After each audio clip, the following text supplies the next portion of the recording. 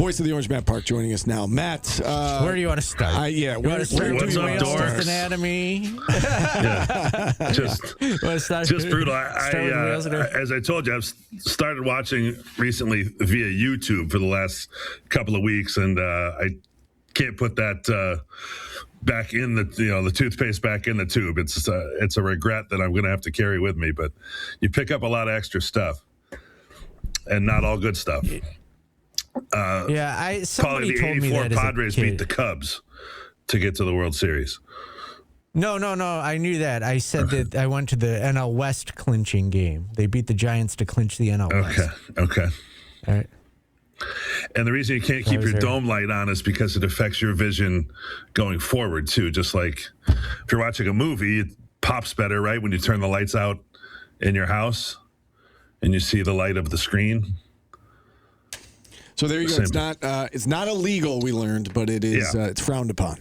Right. Well, a lot of things in that category, I would guess. Yes. I apologize to America for making them dumber yesterday with my whale anatomy nonsense, and I didn't apparently learn it in. Right. He was learning. Yeah, I think that was really the issue. My dad was a nurse science teacher. I'm sure they never covered that. Yeah. More the it just all meshes together. Water tables and the rotation of the Earth and that kind of thing. Yeah. All right, let's talk some basketball.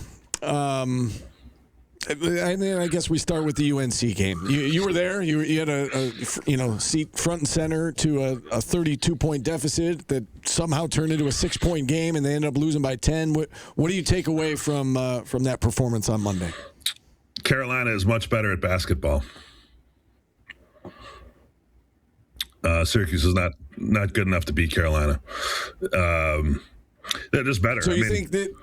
Yeah. So this month of February, they're going to be playing a lot of teams that are better than them. Yes. No shot in several of these games? I wouldn't say no shot. That's why you play the games. But Carolina, Duke, Louisville, Virginia are all. Actually, I haven't seen Louisville in person, but Carolina, Duke, and Virginia are all better teams. We take no pleasure in saying that, but. And I think you can, obviously you guys spend all week getting into this. You certainly shouldn't, no team should be 32 points better, right? They're 32 points better for a stretch of time, and that's difficult for everyone to see and to swallow. To me, the most concerning thing is, again, just kind of this urgency. How does it get to that point? If you're capable with hanging with a team, or obviously they're capable with beating them 25-10 or 35, whatever it was, to close the game. Where's any semblance of that before the desperation? I think that's the frustrating aspect taken out of the Carolina game. I'm not surprised in the least they lost to Carolina. They could play today, tomorrow, and the next day, and they'll be big underdogs against Carolina. Same to Duke and same to Virginia right now. What's it like being around this team right now? Do you get the sense that all of this is weighing? I would imagine, right? They're human beings. What's it like with everything, the big picture stuff that seems to be weighing on the program? Yeah, I think it's interesting, and I try to pay more attention to that each time. I just think it's silly. I'm not blaming any of this on the weather or whatever. I just think this winter has stunk out loud, in every way you look at it. It's been unfortunate the team hasn't played well enough and hasn't been good enough. The snow and the temperature are just worse than they've been here in recent years, and everyone's kind of down about it. And then I think we look to that's why the team, there's a lot of pressure on them. We look to them to be the highlight, right? And to get us through the winter. We've talked about that for decades. And there is pressure on these guys. There's no question about it. People always ask me, knowing that I travel with the team, they always say, hey, how was that flight? Typically it's after a loss. How was that flight? Oh, that must have really been terrible. That bus ride must have. They're all the same. I think that would kind of surprise people. If a team wins, like we're in the locker room after a football win, virtually any win in college football, in my observation, is celebrated like you're going to the Super Bowl. It's a huge deal. Every loss is the extreme opposite of that. And in basketball, I'm not in the locker room immediately after the game because of the format of how we operate, but I am on the bus, I am on the plane, and I don't think most of the time you could tell whether they won or lost. It's pretty much the same all the time. People are quiet. People are tired. They move on to the next thing. And, it's a professional kind of environment. They're not doing cartwheels after a win. And they're not, completely down to the dumps after a loss. People are quiet. You put your music on, you flip on a book or stare at your phone. And that's what virtually everybody does, kind of being in that team environment. Everybody gets along. I don't think there's any real rift or any of that kind of stuff that people probably want to hear about. But yeah, I absolutely feel like it's a tense kind of group, and why wouldn't it be? Matt, what do you make of the Carmelo shake my head comment? OMG. From your perspective, yeah. OMG. GTFO. Ridiculous. I can't believe that everyone reacted to that like it's some big deal. We've got semi-legit, we have news organizations, ESPN. Oh, Melo must be who's interpreting 4 letters?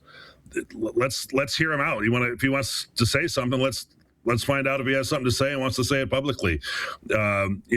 Somebody just tweeting something like that to me, it's hard to. Everyone's so sure they know exactly what he meant by it. It's a screen grab of, unless I'm missing something, it's a screen grab of the game 29-20. What is he saying? Tell me what that means. I understand what the letters. I understand what the abbreviation means, but I also think, weren't we all doing that during that game? Yeah, I mean, I just don't. What is so newsworthy about it that the celebrity worship or whatever is at play there with taking anything that Melo says or does and running with it like it's some sort of legitimate conversation or input. Obviously, if he has something to say, it's going to be taken with some weight given his credentials and his position around this team, but actually say words. Let's hear what you have to say. Yeah, I could not agree with you more. I heard somebody say on a different news outlet that Carmelo was being critical of the coaching staff. To your point, by the way, he might have been, but he didn't say that. Right? Absolutely, he has the right to feel that way and even articulate it if he wants it. But 4 letters, and that's not articulating it. Right. 100% agree. It's our first chance to talk to you since the Donnie movement out of the starting lineup for one game and then back in the starting lineup against North Carolina. We heard what Red's reasoning was for it. What do you make of that? Do you think we will see that again? Possibly. I don't think it really. We all want to say, "Oh, it worked," and it kind of did. But it didn't work so well that they felt like sticking with it, because what they do is they're looking at the analytics and the numbers relative to each lineup and matchup, and they were looking for something to do different, right? Because obviously we'd kill them if they never did anything different, right? If you did the same lineup every game and kept losing, you'd get crushed for that. So I think everybody can understand that Sadiq brings energy, right, wrong, or indifferent. He's a lot. And Donnie is more of a smooth, let it come to you, takes a little while to get heated up guy, even if we all, again, can agree he's the best player on the team. Their minutes allocation was a little closer than I thought it would be against Notre Dame, and they win the game in comfortable fashion. I think going into Notre Dame, you can tinker and get away with it in a way that you can't against North Carolina. They couldn't afford to be down 9-0 against Carolina like they were against Miami and some other games, and so you see Donnie in there. So I was a little surprised they didn't stick with it, going from Notre Dame to the UNC game. I think you may see it again, if for no other reason than I think you could see a lot of different things again here, or for the first time, because I think they know you got to do something here to get them out of this funk, because what's going on isn't working. You mentioned Donnie Freeman. He will be out at the Wildcat tonight doing a meet and greet, correct? That's my understanding. Yeah, I think all the February dates, I'm told Donnie will come out for pictures and autographs, so that's cool.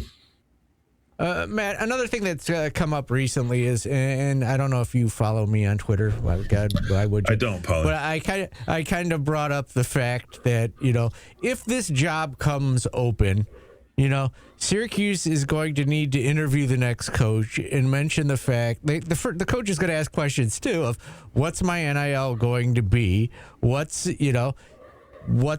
my pay going to be, and then he's probably going to get calls from schools that aren't exactly basketball powerhouses that might be able to do better than Syracuse, right? Is that an outlandish take? No, I mean, I think in the modern era of college sports, first, second, and third on the concerns are what is the budget? And it's not necessarily for the coach's personal budget, although that's part of it. What type of assistants can I hire? And it's going to be what is your salary pool? That's absolutely at the top of the list for everybody, whether we like it or not. And there's going to be value in coaches that can do more with less and all that. I don't think you can dispute it at all that your budget is obviously a factor. There's that spiel going around about that Jeff Goodman's doing with the coaching jobs, ranking them from one conference to the next. I don't think a lot of places are getting bumped up because the office is nice or the weight room is slick or a lot of that. I mean, that might be some tiebreakers here and there and a little fudging it up, but the primary influence on that list, the thing that would run most parallel to is budget. The next question I have about that is that poll came out and Syracuse finished 6th in the ACC. Do you think that they would finish 6th in the SEC? I'd have to look more closely at the SEC. Again, I mean, can I list 6 schools that have more resources in that department than Syracuse? Sure, I can. So it'd be somewhere in that neighborhood, upper middle of the pack. Or bottom of the top tier, however you want to sort of phrase that. I think it'd be somewhere in that neighborhood. That one of the things I think is frustrating for everyone regarding NIL is there's no transparency. Everybody's so certain they know what Syracuse's payroll is and who makes what on the roster. I don't know how you would know that. It's not publicized. It's certainly not shared by the school or anybody that we come in contact with. Whereas in pro sports, it is, and you kind of know this guy or that gal is making X, and you can react accordingly. The fact that it's, in college sports, no two schools have the exact same budget structure or the same reporting rules and all that. Syracuse is a private school, tends to share very little. State schools are required to share, or there's Freedom of Information Acts and that type of thing where they get compelled to share the information, but you can't compare every state school to the exact same on a oranges to oranges comparison. So I think we're all just kind of guesstimating. I don't know if you heard our show yesterday. We had Brandon Trish on, and as he was getting off, he said that he would like everybody to show Red some grace during this process and during this difficult season, and however this season ends. I don't know if you had a chance to listen, but if so, any thoughts on what he had to say? Yeah, I think most of the show yesterday. I mean, first of all, you'd like to think that goes without saying. I think in this world of sports talk, we all feel like we can fire away and be snarky, and everybody wants to be the funniest or the first to say this or that about Paulie or about the coaches and whatever. I would like to think that just in general as a society, we have some sort of grace. As it relates to Coach Autry, give the guy a little bit of slack here. It'll be determined at the end of the year whether he gets to retain his job or not. And, there's a certain trend kind of going here, and you can guess how that's going to turn out. Aside from that, he's not a boob. He's not an imbecile. He didn't just trip into the job here. He loves this place. He wants to be here. His family is here. He's got a daughter on the lacrosse team. His kids grew up here, went to school here, come back here. He's of the program. You think he wanted for it to go this way? He wants it to be better. So I think the cheap shots and that kind of stuff are unfair and really stink to hear, and they're not welcoming to the next coach or however that works out whenever there is a next coach. So a little more empathy, I think, would be great, but I know that that's going to fall on deaf ears to a lot of people. Do you know, Matt, while we're talking about this, what about the disdain for the past of Syracuse basketball that seems to be appearing too? Like, we got to cut ties to our, everybody pines for the greatness, but now it's like, get rid of it. Yeah, I think something's lost there. And again, I read the chat and skim through the comments and stuff. And what I think is disheartening, it's just unfortunate. It's a state of affairs. It's nobody's fault, really. There isn't alignment, for every person that thinks that an alum is absolutely the way to go and that's the best next coach, there's somebody who is adamant that there's absolutely no way you should do that. What I don't really get, I do understand the perception that Coach Autry was always going to get this job after Coach Boeheim and what have you. That's what's happened. If you believe that and that's what's happened, that's what it is. Like, there's no sense in killing him because he took the job. What would you have turned it? Oh, I'm not really ready for this, or turned it down. Nobody's doing that. What I think is probably underpublicized is Adrian Autry, again, for better or for worse, and the results are going to be what they are. Runs a different offense, a different defense, travels differently, practices differently, has an almost completely different staff. What do you think is, I want to hear somebody tell me, what do you think is Boeheim's actual influence here? You think Red's got to check with him, or Red isn't good enough because of his tie to Boeheim? Or I need that more spelled out to me. Maybe I'm stupid. You're not. If and when there comes a time for a new coach, I don't think an absolute in either direction is the right way to go. You don't absolutely only talk to in-house candidates. You don't absolutely block them out. You talk to a variety and find the person that's the best fit. You need someone here that's going to do more with less. The whole thing about in the family, whatever, that is valued a lot in many other places, right? It's at least having respect for those people that came before you. This week's opponent is Virginia. They sell the idea of how romantic it is that Ryan Odom, grew up coming to the building because his dad was an assistant coach there before going on to his own head coaching career. And he, has known everybody since he was 10 years old. There is value in that to the point where people are seeking it out. Does that mean that's the only way you can go? No, but there's something where it does matter. If you look across the athletics department here, it has, it is coming into play with a Gary Gates and a Reggie Terry and the different people that are involved in what's going on. So that's obviously we can talk on and on about it, but we'll cross that bridge when we come to it. Matt, I want to ask. Let's end with a little fun. Okay. All right. Let's see if Matt agrees with me on this one. We're going to Charlottesville this weekend. Matt, best hotel on our trips to road games. Is this? Where would you put this one? Different categories. I wouldn't put this the best. Wow, you are stupid. No, I'm just kidding. It's different categories. I mean, I do enjoy going to. We go to Boar's Head. It's a resort. It's a former. Unfortunately, I think it's I don't think they advertise it this way, but I think it. I think the provenance of the land and all that is under some consideration. But I like the walk. I like going up to the golf course in the back and the tennis courts, and it's different. That's for sure. I don't know. It's one of those things where I have gone. In fairness, Paulie, I've gone there and I've said, "Hey, maybe I'll come here on my own time sometime," just because it's peaceful and historic and kind of neat and different. But I don't know if I'd go with nice. It's not nice in the way that a Miami hotel is nice, or Boston, or it's. I love this one. It's I don't know exactly when it was built, but I feel like it's kind of a Civil War era kind of farmhouse setup. Yeah, I like it. So I like it too. I didn't say I didn't like it. I don't know that it's. I can tell you really like it, Paul. Yeah. In that sense, the best. There's all the historical pictures in the room. I would say it's a place that if you're going to stay on all this stuff.